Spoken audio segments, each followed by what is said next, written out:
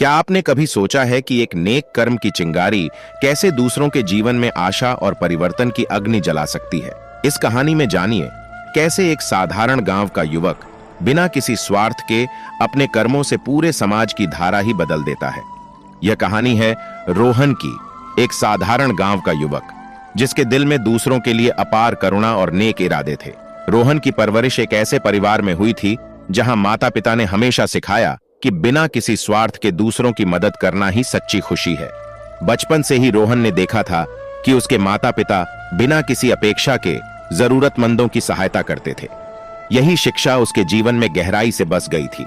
एक बार गांव में भारी बारिश हुई और आसपास के खेत पानी से भर गए। गांव के कई लोग अपनी फसल और घरों के नुकसान के बारे में चिंतित हो उठे। रोहन ने बिना किसी देर किए अपने बचपन से सीखी हुई बातों को याद किया। नेकी कर, दरिया में डाल। उसने सोचा कि अगर किसी की मदद की जाए तो उसका फल तो जरूर मिलेगा, चाहे वह तुरंत दिखाई दे या बाद में। रोहन ने गांव के बुजुर्गों के घर जाकर उनकी मदद शुरू कर दी। उसने पुरानी लकड़ियों से छोटी छोटी नावें बनाई ताकि बारिश में फंसे लोगों को सुरक्षित रूप से पार किया जा सके। उसकी मेहनत और सच्ची लगन देखकर गांव वाले भी उसके साथ जुड़ गए। धीरे धीरे उसकी मेहनत रंग लाने लगी और गांव में राहत की एक नई लहर दौड़ गई। कुछ ही महीनों बाद गांव में एक अजनबी आया। वह शहर से आया हुआ था और उसके पास बड़े बड़े विचार और सपने थे। उसने रोहन की मेहनत और नेक इरादों को देखा और उससे मिलने का फैसला किया। अजनबी ने रोहन से पूछा, तुम इतने अच्छे काम क्यों करते हो? तुम्हें इससे कोई लाभ नहीं होता, फिर भी तुम इतनी मेहनत करते हो।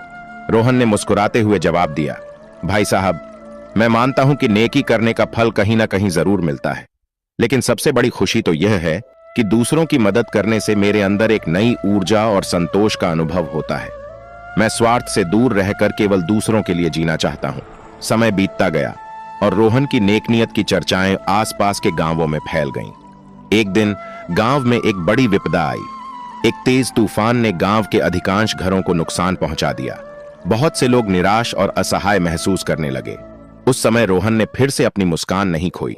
उसने तुरंत लोगों की मदद के लिए हाथ बढ़ाया, टूटे हुए घरों की मरम्मत में जुट गया और जरूरतमंदों को आश्वस्त किया कि सब कुछ ठीक हो जाएगा। उसकी लगन देखकर दूर से एक सामाजिक कार्यकर्ता भी वहां पहुंची। उसने रोहन की सेवा भावनाओं को देखकर कहा, तुम्हारे जैसे लोगों की वजह से ही समाज में सच्ची उम्मीद जिंदा रहती है। उस दिन से रोहन के काम की सराहना सिर्फ गांव में ही नहीं बल्कि शहरों में भी होने लगी। रोहन की कहानियां सुनकर कई लोग प्रेरित हुए, लेकिन कुछ लोग उसे समझ नहीं पाते थे। कुछ तो इसे सिर्फ एक तरह की दिखावे की कोशिश मानते थे। परंतु रोहन ने कभी भी अपने नेक इरादों को बदलने का मन नहीं बनाया। उसने हमेशा कहा, मैं अपने कर्मों को स्वार्थ से नहीं करता। मुझे बस यही विश्वास है कि अगर इंसान दिल से किसी की मदद करता है तो उसका फल चाहे किसी भी रूप में मिले, वह अंततः सही होता है। एक दिन गांव की एक युवती ने रोहन से पूछा, रोहन, क्या तुम्हें कभी इस बात का अफसोस हुआ कि तुमने इतना कुछ दिया पर तुम्हें कुछ वापस नहीं मिला?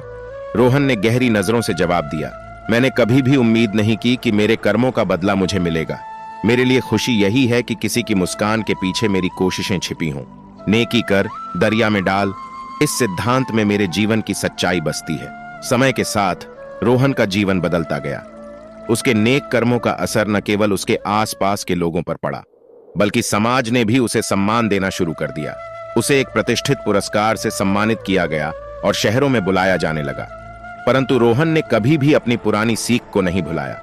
उसने हमेशा कहा, सफलता का असली मतलब है दूसरों के लिए कुछ करना, बिना किसी स्वार्थ के। उसने एक छोटा सा विद्यालय भी स्थापित किया जहां गरीब बच्चों को मुफ्त में शिक्षा दी जाती थी। वह हर उस बच्चे को यह संदेश देता था, जब तुम नेक कर्म करोगे तो तुम्हारी मेहनत जरूर रंग लाएगी, लेकिन सबसे बड़ी खुशी तभी मिलेगी जब तुम बिना किसी स्वार्थ के दूसरों की मदद करोगे। आज भी रोहन की कहानी हमें यह सिखाती है कि अगर हम सच्चे दिल से नेक कर्म करें तो जीवन में सुख और सफलता अपने आप मिलती है। नेकी कर, दरिया में डाल का सिद्धांत हमें यही संदेश देता है कि हमें कभी भी स्वार्थी नहीं होना चाहिए।